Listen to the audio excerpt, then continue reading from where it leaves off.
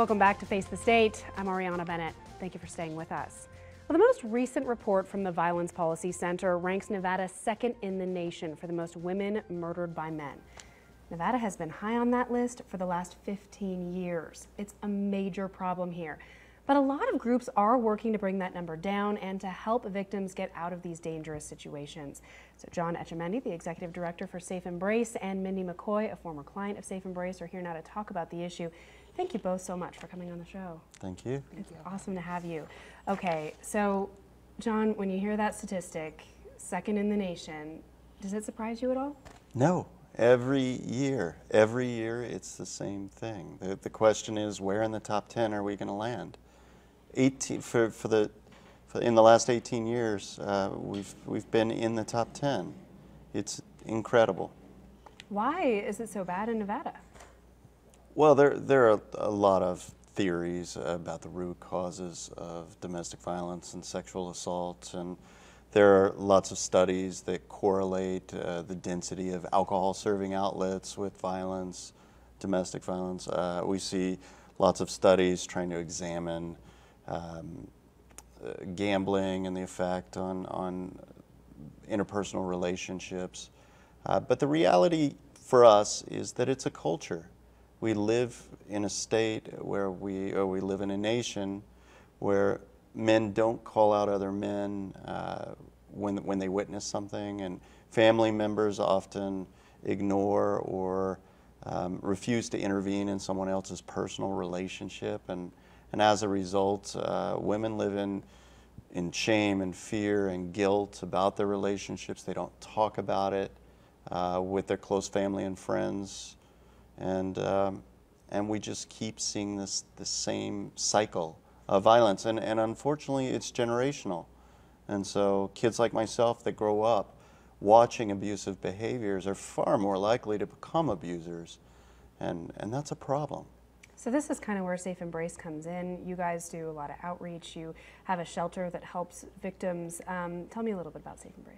Sure. Safe Embrace is a 501c3 nonprofit that has been providing services for victims of domestic and sexual violence for the last 19 years. We have a 24-hour crisis hotline. We have a public office where we are visiting with survivors of violence all day long, every day. We safety plan. We offer free counseling. We offer free support groups. We help connect survivors to resources. And if they are facing homelessness, the choice of homelessness or staying within an abusive relationship, we can offer them 90 days of shelter in a really nice, safe, secure home.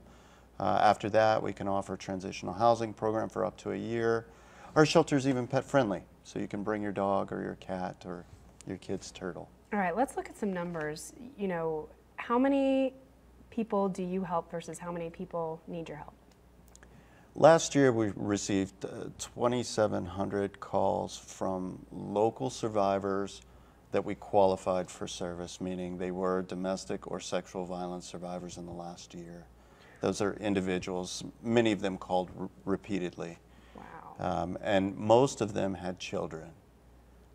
Our shelter is currently 15 beds, and individuals stay up to 90 days. So you can imagine we're a busy operation, and it's very unfortunate that at no point in the last 2 years have we not had a waiting list for emergency shelter from people who are afraid and who are stressed. And our goal is to get them in and safety plan and stabilize them as best we can so that we can get them in the shelter as quickly as we can. We prioritize the high-risk cases. And this is, you know, obviously so important. Mindy, this is something you know firsthand. How did you come to reach out to Safe Embrace? Well, I was going through my own domestic violence situation at home, and I initially called the crisis line. And just the person even who answered, that was crucial for me, to have somebody just to listen, to vent to really see my point of view. I think there's a lot of misconceptions about domestic violence. It doesn't discriminate. It doesn't matter what culture, what class, what type of education that you have. It can affect anybody.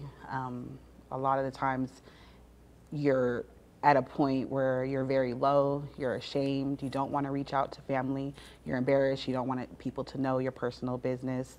For me as a mom, I always felt guilt with my children. But the advocate that I received was very crucial for me at that time for that support. She helped empower me. I was educational groups. The environment, the house was so loving, the staff. I just had no idea of the power control wheel. It was my first time ever seeing it. And that was staggering to me of all the things that I was actually going through. I didn't even really see myself as a victim. And that brought me back to where I wanted to volunteer and give back. I was so enamored and felt so truly blessed by the services that I received from Safe Embrace that I just wanted to give back, which I did, and I came back and volunteered over 5 years. And I was offered a position as a child and family advocate.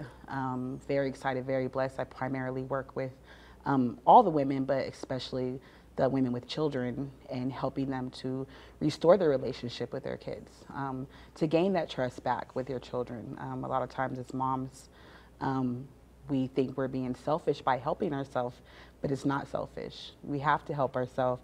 We have to, try to empower ourselves so that we can change the dynamics of our relationships.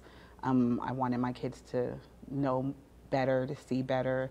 And so I think that not only from the board members to our director, to our program director, to the advocates, even the receptionists, from when you first walk in the door, I think all plays a crucial part when women come.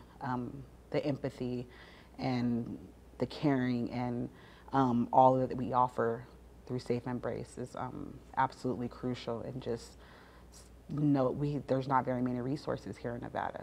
So we're constantly overwhelmed, never have enough time that we need. And for these women who are coming from this traumatizing situation, you're scared, you're overwhelmed, you don't know what to do, and it's crucial that programs like ours and other programs that serve the Nevada community really pull together, not just on Domestic Violence Awareness Month, but all the time, and really help these women. Do you mind, quickly telling us about what you experienced to kind of help people understand what kind of people, Safe Embrace is helping? There's a ton of red flags. I think one thing that, we teach during our educational groups is the red flags. There's always little signs, and there's something at the bottom of your gut sometimes when you're in a relationship with somebody, whether it's a spouse or not, where you have that gut feeling sometimes where you kind of know, and also just the behaviors of how maybe a person speaks to you, the way that he treats you. There's just so many aspects, isolation, being controlled, being told who you can hang around. A lot of times people lose their family, they lose contact with their family from being isolated. So who else is there to reach out to at that point? And that's why it's crucial for Safe Embrace. Okay. All right. Well, we have about 3 minutes left, and with that time, I do want to talk about what kind of help you need from the community. So first and foremost, you are trying to expand your shelter. Tell me about that. We are, and I think that is really exciting. We're not just expanding. We're not a mass shelter, and our goal is to keep the family atmosphere and the comfortable facilities that we have. The new designs that we have, and they're available on the website. Anyone can go to safeembrace.org and see them. It doubles our current capacity. We can manage that with our current staff. The rooms are private. They have bathrooms en suite. We have a new counseling room going in.